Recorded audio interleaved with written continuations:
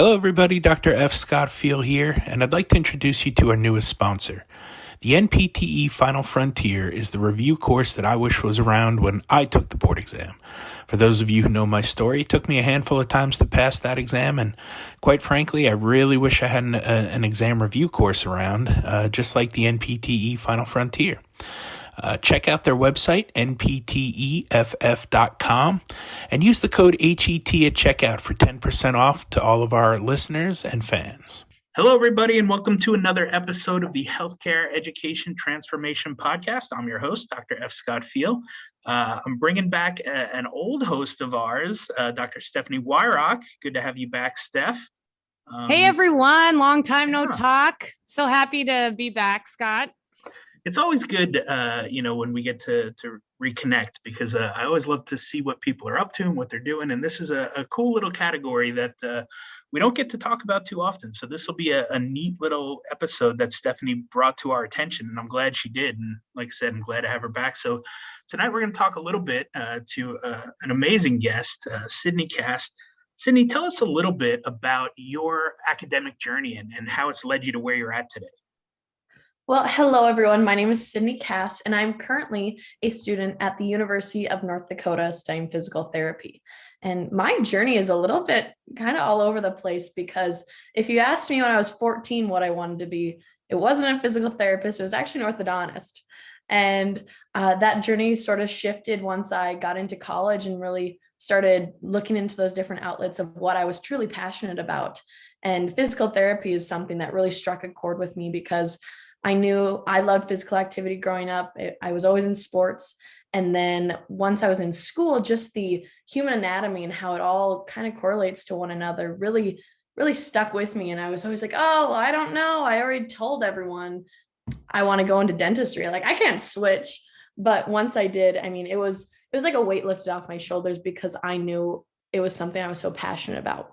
And I actually did my undergrad at Minot State University. That's my hometown, and my dad is a professor there. So for money purposes, super awesome, but also for experiences, just the different atmospheres and environments I was allowed to be in within my hometown were astronomical. And then I took 2 years off. I worked as a waitress and earned some money so I could afford graduate school, and applied to the University of North Dakota and the University of Mary in Bismarck, and got accepted to both right away. So that was really awesome to kind of have that validation of, yes, this is what I'm supposed to go into. And ever since then, going to the University of North Dakota has been a dream, and I've loved every second of it. Yeah. One of the reasons we wanted to bring Sidni on our podcast specifically, as you heard, she's a physical therapy student, but she's also the current Miss North Dakota. So she'll be competing in Miss America in January or December? In December. And I don't know if many of you know this about me, but back in the day, I also competed in Miss North Dakota. And so I'm very well connected with some of the people that run that pageant. And when Sidni ended up winning, somebody had reached out to me and had suggested that I reach out to Sidni because she was a physical therapy student. So we chatted a little bit, and she told me about her platform, which we're going to get into in a little bit. But in Miss North Dakota and the Miss America system, every candidate has to have a certain platform that they basically are the face of, and they become a public speaker to raise awareness on an issue. And Sidni's platform is on movement and how the body is interconnected. And she'll explain it a little bit better.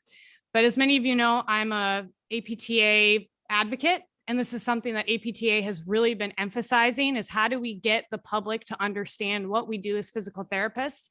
And I was like, oh my gosh, this is an awesome opportunity for APTA to have a partner who has a national platform to speak on this. So Sidni, can you just tell us first a little bit about your platform, and then maybe tell us a little bit about the Miss North Dakota pageant and what made you decide to compete?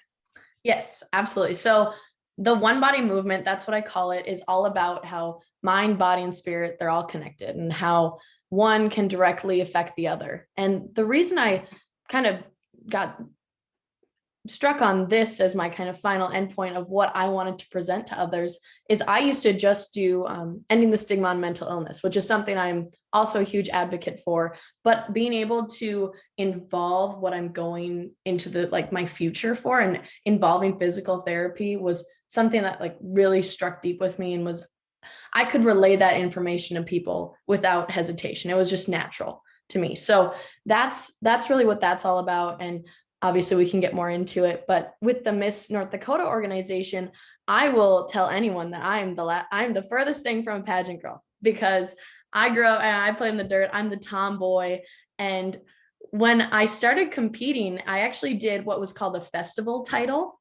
And once you learn more about the organization, it makes more sense. But a festival title is something that is not, you don't have to run for Miss North Dakota, because to run for Miss North Dakota, you have to win a local, or as I like to refer to it, regionals in basketball to get to state. And when I did that, I was honestly persuaded into doing Miss North Dakota. And what really persuaded me to continue on that journey was the scholarship and the opportunity to perform. I've always loved performing, musical arts, theater, choir, and I hadn't been able to once I had graduated high school. So those two things really brought me towards running for Miss North Dakota. And I did it my first year, ended up getting top 10. First time ever doing anything like that. And yeah, I was like, okay, so I guess I'm not too far off of what they're looking for. And then that fall, I started physical therapy school, and I was like, I don't know, that's a lot of commitment and time consuming. And I mean, physical therapy school alone is, we all know, not too easy the first year. And it took a lot of thought, but at the end of the day, I told myself, I get to be a physical therapist the rest of my life. I will only get to be Miss North Dakota 1 year if given that opportunity. So I ran with it. And, the biggest difference I made between my first year and my second year of running was I was truly 100% my genuine self. And I will tell anyone that joins the Miss America organization, that is how you will be successful in that aspect, not only in that organization, but in life, as if you are truly 100% yourself. And so I'm very thankful for the whole turn of events that brought me here. Yeah, I mean, that is not the most direct path. There's a lot to unpack there. But first off, I just want to say, it's never too late to switch and change paths. I was an English major, then I became a physical therapist. Now I'm in academia. It was not a straight and narrow. So you can always change your mind and what you want to be. I still don't know what I want to be when I grow up. So don't worry about that. But yeah, you've got this great opportunity and you're running with it. But tell us a little bit about, that work-life balance type situation with school and Miss America stuff. How much school do you have left? How's it going? Tell us a little bit about just your experience in general with balancing that stuff. So I actually just finished my finals last week, and I got my white coat, which was probably, one of the coolest experiences. It's just that nice affirmation that I did this. But within the last probably year, I've really worked on managing my time, and not only managing it, but knowing when to take breaks. I think a lot of people their first year in PT school will just study, and that's awesome. It's so good to know every last bit of material. But if you if you run yourself dry in that first year, it's really hard to bounce back. And you can see that in some of my classmates, that they're exhausted, which I'm exhausted too. But I think a part of the journey is the break when you need it. So definitely knowing when you need those breaks. Something in this last year I've used as my breaks is when I go to the gym. That's my best kind of relief. It's my hour off. I can turn on music.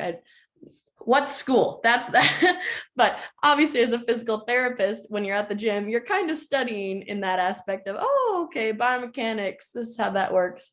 But another thing that has truly helped me along this whole path, and especially since the summer of being crowned in the middle of a semester, my friends have been nothing short of perfect in regards to sending me notes or filling me in. Oh yeah, we do have a quiz tomorrow. We should study for that. those sort of things. So always leaning on that support system is something I am so grateful for. And I tell them just about every day, I'm like, I don't think I could have done it without you guys, because they truly have helped me so much. But I think that's something in the real world that we also have to be able to rely on people like that surround us. And it's something I've definitely grown to understand.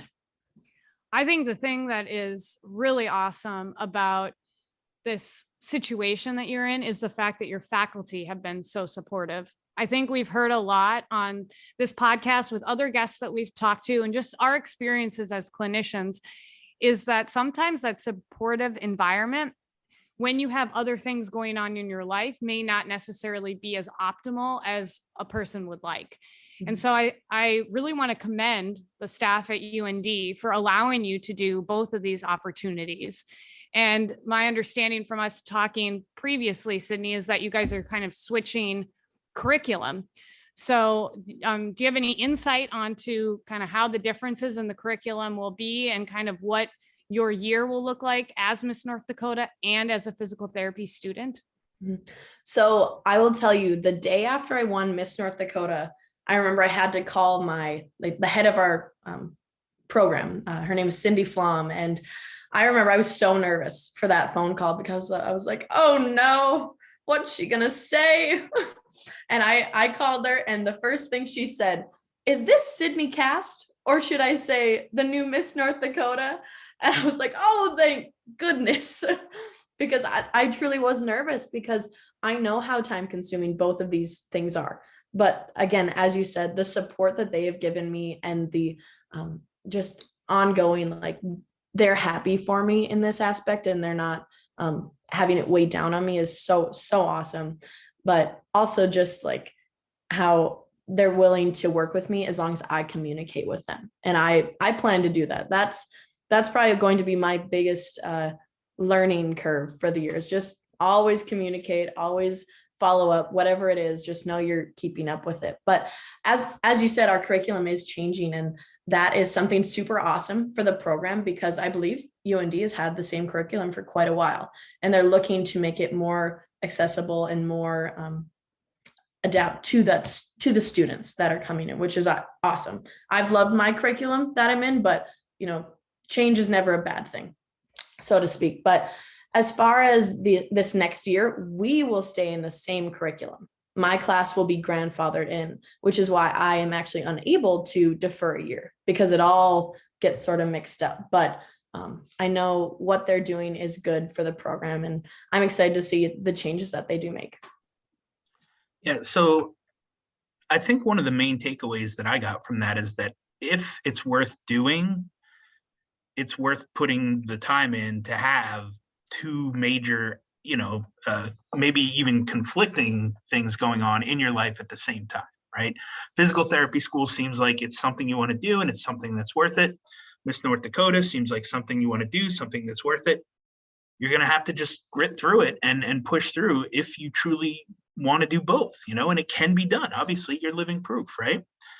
So let's talk a little bit now about the next step for you and how you want to talk a little bit more about movement in general, because you brought up something earlier that is pretty neat too, is the mental health aspect of things, right? And there's a lot of research out there that shows exercise is good for mental health, right? So that all kind of comes together, like you said, with mind, body, and soul. So tell us a little bit about your platform and how you kind of want to spread the word about movement and what's to come in the future on that platform. Yes. So the cool part about being in school is when I am sitting in class, if there's something I hear that I'm like, oh, I should definitely talk about this when I am speaking to children across the state, or not even children, people of all ages. And the way I really want, and I've thought about this a few times, is when I go to a school, for instance, I want to bring, I want to involve them, I want to make them feel a part of the presentation.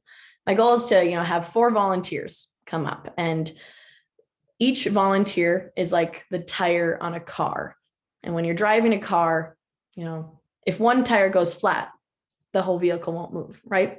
So in my mind, each tire represents something different. One is your physical health, one is your mental health, maybe your social health, and then your school work life, right? So, all those things have to be at the same level, and you have to have the same attention given to them if we want the vehicle to drive forward. But the big difference between a car and your human body is you can replace a car. You can replace the tires. You have spare tires. The human body, you're only given one. And that's how I want to relate it to people, is that we have to invest in each aspect of our lives if we want to keep that vehicle moving forward. I think that a lot of the things that you're talking about are very relevant to what you will end up talking about to patients as well when you become a physical therapist. Scott and you have been Scott had talked about that exercise is helpful in mental health, but mental health also affects how a person can heal. And so if you're not able to cope with the certain situation that you're given, making sure that we're providing that ability for people to be in a healing environment so that they can heal is extremely important. And so I'm super excited about the fact that you're talking about this. What is kind of your plan as far as teaching this? I know that a lot of times Miss North Dakota focuses on kids, but teaching this specifically to kids, and then how do you plan to change your message, focusing more on adults or people who aren't children? Yes. So when talking to adults and people older generations, the biggest thing I really want to relay is that people have to take care of themselves before they can take care of others, and not in a selfish sense. But if your glass is empty, you can't fill up another cup, so to speak. And so teaching that they have to take care of themselves, whether it's their diet, just taking a 10-minute walk, things like that will automatically have a direct correlation to their overall quality of life. And being able to express that, whether it's one-on-one conversations or over the phone or Zoom calls, I really want to be able to reach all generations when it comes to this message. Yeah, that's a great outlook on it, and I think a great take. And most of us, our audience, whether they be professors or students in the healthcare realm, know what a program looks like as far as going through maybe PT school or whatever it may be. Give us an outlook on your calendar now for the next year. What does it look like for Miss North Dakota? What are some of the things you have scheduled and planned? What does that kind of look like? Yes. So in school, I will be in the classroom this year. We have one-week clinical that happens at the end of this second year, but mainly it's, cardiopulm, lifespan, manual 2, those sort of classes. And it'll be nice because our schedule is a little, less demanding than it was the first year, obviously with anatomy and neuro and all those things. It's a lot more hands-on and very, kind of learn as you go, and not as much studying, so to speak. So that really helps. And also, as Miss North Dakota, my big things that are coming up is I go to Dallas, Texas in August. That's our Miss America orientation, but it's also the Miss America Outstanding Teen competition. So we'll get to go there and support our teen and kind of get to meet our entire class of women that we'll compete against in December. Like I said, December we'll have that, but between August and December, hopefully just different events, whether it's visiting schools or businesses. Basically, it's a combination of preparing for Miss America, but also getting the message out there. And then once spring hits, whether I'm Miss America or not, which is just crazy to even consider that being a possibility. It's happened before. It's happened before, but if I do not become Miss America, the North Dakota school tour begins.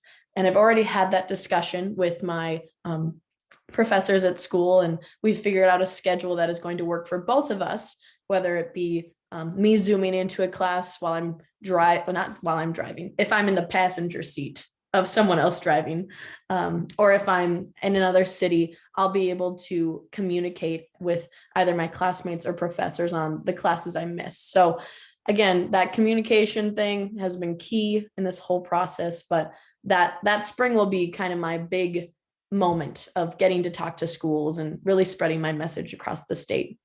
And then in June, that's when Miss North Dakota happens and I have to give up the crown. Well, I mean, obviously you're going to have a huge audience and following after this podcast. That's for sure. I know that 300,000 physical therapists across the nation will be cheering for you.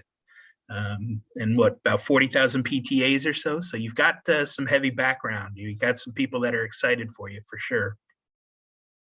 What are you most excited about for Miss America? Probably just getting to meet all of the different candidates. I mean, at what point in your life do you get to say, I know 50 people from all across our country? That is not only an amazing opportunity to meet other people and get different perspectives, but also from a networking standpoint, that I'll have connections for the rest of my life. And that is something I'm so grateful for, because it opens so many doors. And it's similar to, I mean, you saying that about all the physical therapists and PTAs listening to this. It is such a great networking opportunity that not everyone has that opportunity, in whether it's in PT or in different professional programs. It's something I'm truly grateful for. Yeah, I like to tell my students, it's cliche, but your network equals your net worth, right? And it's true, because I tell them, look, you should have been networking already up to this point, but if you haven't, today's the first day to start. You've got to get going, because your network becomes so crucial to who you are and what you do in the future. It's one of those skills that, people really have to work at it. And like you said, you're getting an amazing opportunity to grow your network, by 50-fold. So that's an amazing opportunity. And like I said, I can't wait to see how it all turns out. Tell me a little bit about, once you finish school, you're going to become a physical therapist. Do you have any idea what setting you want to work in, or what you want to pursue after you graduate? So what got me interested in physical therapy personally was sports therapy. And obviously, that's something I would love to further seek information on through my clinicals. But I think that's a big thing to consider, is you have to go through those clinicals before you make that final decision. And I've only done 1-week clinicals, and I've already seen things I like, things I don't like. And I can't even imagine how exponentially that will change once I do 9-week clinicals, and then, bigger things like that. So obviously, sports therapy is something I'm really interested in, but also if I could possibly look more into women's health, I would love that as well, I'm sure.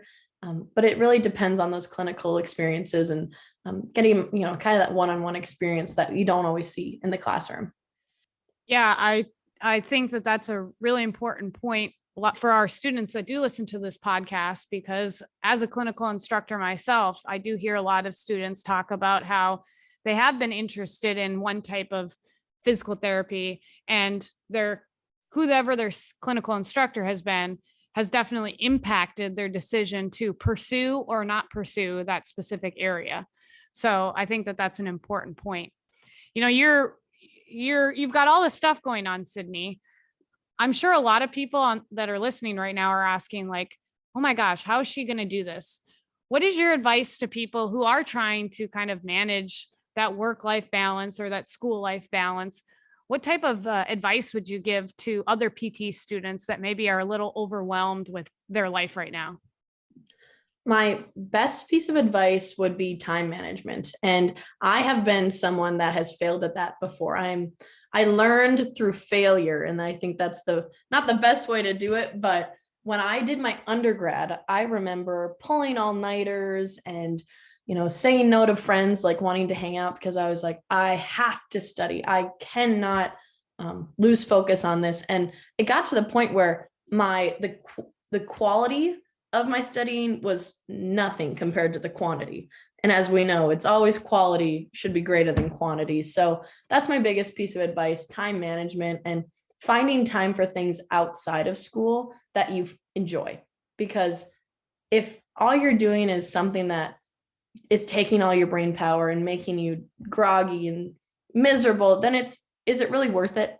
And so yeah, that I know that's kind of cut and dry, like, oh, just learn how to manage your time, but focusing on what makes you happy outside of school, but also remember why you're there. And it's not to be miserable. It's to learn, enjoy what you love doing, and to honestly just, don't lose focus on yourself in the process. Yeah, I think there was an underlying theme tonight of being true to yourself and being authentic and I think even burning yourself out at times, right? We don't want to do that either. So I think you have to know yourself and be self-aware enough to know when you need to take those breaks, how you can find joy still, how you can still do the things you love and yet take care of your responsibilities too. So I think this was a really great episode overall. I think this is a great time to ask you our final question that we ask all of our guests. If you could change one aspect of higher education, whether it be DPT or otherwise, what aspect would you change and how would you change it? Oh, that is a tough question. This might be your final question for Miss America, Sidni. I know. Oh my gosh. I got to start preparing. Yeah, right. What I would change about higher education, it might be cliche, but I would change the cost.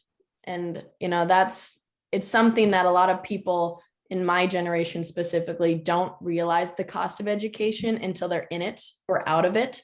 And, it might not be an educator's ability to change that, but it is something that debt is a huge issue in our nation. And no one really knows about it until they're in it. When I got into college, I'm so thankful for my parents because they educated me on, hey, if you take a loan out, that's going to build. So being able to, whether it's educate people more on how expensive college is or lowering costs of college, that is something I would change. Number one most given answer. So you are right on track. I swear I didn't hear it. No, that's okay.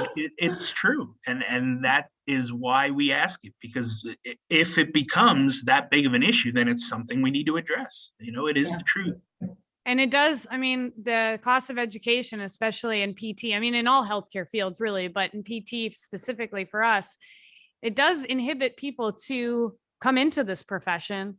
And when you have that, then you can't build a diverse workforce. And that's something that we've really been pushing. So cost is definitely something that we need to look forward to. Yeah. And it's also, that's another reason I do the Miss America organization, because my schooling is about paid for now. And I'm very grateful for that. Yeah. That was one of the reasons that I did Miss America and Miss North Dakota way back in the day. Long time ago, over 10 years ago now. The last year I wasn't as brave as you. I didn't compete when I was in PT school. I don't think I could have done it. You're way farther ahead than I was. Sidni. I don't know if brave is the word I would use. It was just, yeah. Well, I'm sure a lot of people are really interested in you and in your platform and kind of your experience. So if people do want to reach out to you, Sidni, where can they find you online and how can they contact you? Yes. So my Instagram is just my name spelled straight through, Sidni Kast, SIDNI KAST.